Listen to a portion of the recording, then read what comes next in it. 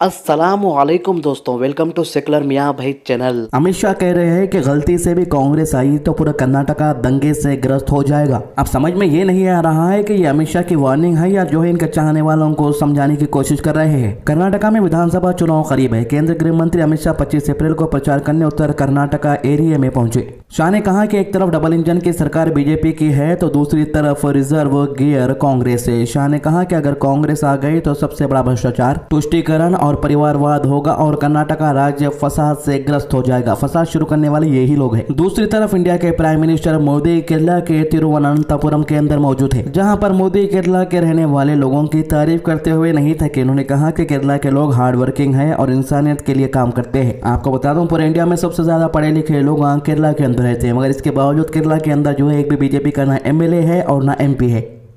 भाई और बहनों, केरला बहुत ही जागरूक, समझदार और शिक्षित लोगों का प्रदेश है। यहां के लोगों का सामर्थ्य, यहां के लोगों की विनम्रता, उनका परिश्रम उनकी एक विशिष्ट पहचान बनाता है।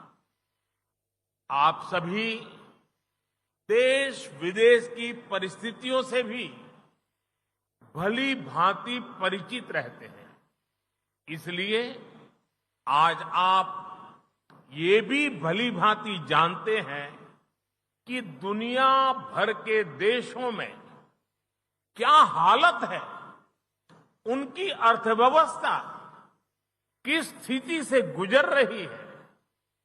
इन वैश्विक हालातों के बीच भी दुनिया भारत को विकास का वाइब्रेंट स्पॉट मान रही है। जिस तबस्सुम शेख को कर्नाटका में हिजाब की वजह से क्लास से बाहर कर दिया गया था, आज वही तबस्सुम शेख इंटरमीडिएट में 98.3% हासिल कर टॉपर बन गई है। थालियां बजाइए हमारे मुस्लिम बहनों के लिए जो घर में बैठ के भी पढ़ाई करती है।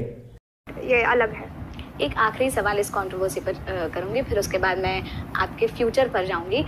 आखिरी सवाल मेरा ये है कि जो लोग प्रो चॉइस हैं, जो इस बात के समर्थक हैं कि जिसको जो खाना है, जो ओढ़ना है, जो पहनना है, वो अपने हिसाब से करें, वो भी कभी कभी ये बात कहते हुए सुनाई देते हैं कि ये सब ना ब्रेन वॉशिंग का तरीका है या फिर पेरेंट्स का थोपा हुआ है किसी भी बच्चे पर, किसी भी बच्ची पर जो 5 साल की, 4 साल की है, उसको तो ये ब्रेन वॉश करके या बचपन से फीड किया गया ना, इसीलिए उसकी चॉइस हिजाब है।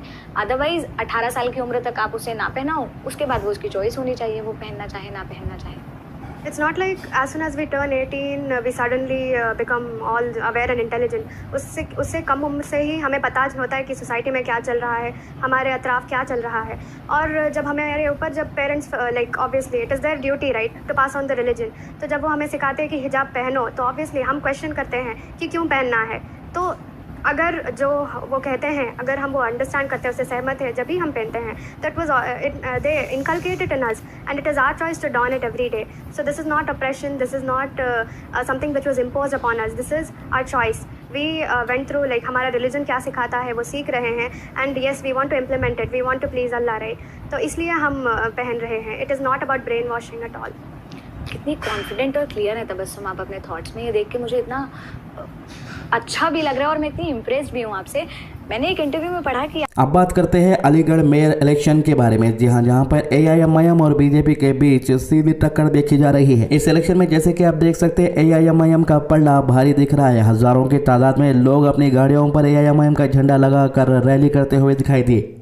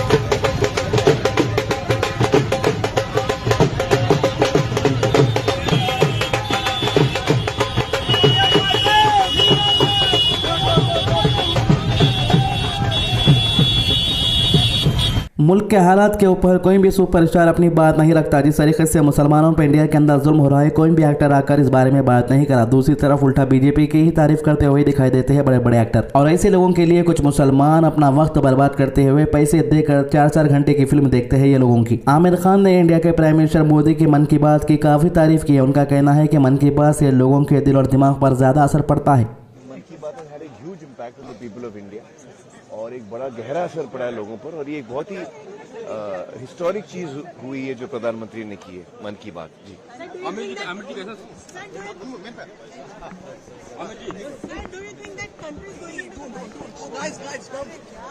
वहीं बात करते हैं जम्मू कश्मीर के गवर्नर पूर्व गवर्नर सत्यापाल मलिक की, जो अब हक की बात करते हुए नहीं थक रही है। कह रहे हैं कि आज देश बहुत गलत आदमी के हाथ में चला गया है। कोई दाग, खंजर पे कोई छींट, ना कपड़ों पे कोई दाग, तू कत्ल करे है कि करामात करे है। ये सरकार भी उसी तरह से किसानों का कत्ल कर रही है। उसे ये पता भी नहीं चलता कि उसके साथ क्या हो रहा है। भाइयों, मैं निवेदन ये करना चाहता हूँ कि आप धरनों पे बैठते हो, मांग करते हो, इसको छोड़ो। अब ऐसी स्थिति पैदा करो कि लोग तुमसे मांगें, बजाय इसके कि आप सरकारों से मांगें। और वो तब होगी जब आप दिल्ली में सरकार को बदल दोगे। और मैं आपको आश्वस्त करता हूँ, इस बार अगर आपने एकता दिखाई, जात पात को छोड़ के इकट्ठा रहे, तो दिल्ली में इनको कोई बचा नहीं सकता है।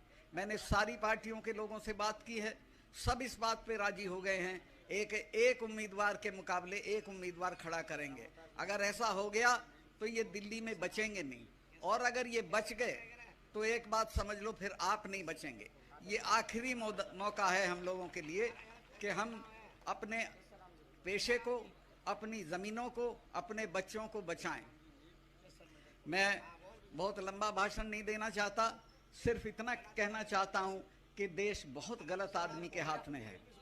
आनंद मोहन की रिहाई पर एआईएमआईएम प्रमुख असदुद्दीन ओवैसी हैदराबाद में कह रहे हैं कि नीतीश कुमार पूरे देश में ऑपोजिशन एकता के नाम पर घूम रहे हैं और खुद को प्रधानमंत्री उम्मीदवार बता रहे हैं। आप 2024 में दलित समुदाय को बोलेंगे कि आपने एक दलित अफसर की हत्या करने वाले व्यक्ति को छोड़ दिया। सरकार हो और नीतीश कुमार सारे देश में फिर रहे हैं अपोजिशन यूनिटी के नाम पर और अपने आप को प्रधानमंत्री का कैंडिडेट बता रहे हैं। आप ये पैगाम दे रहे हैं पूरे देश को।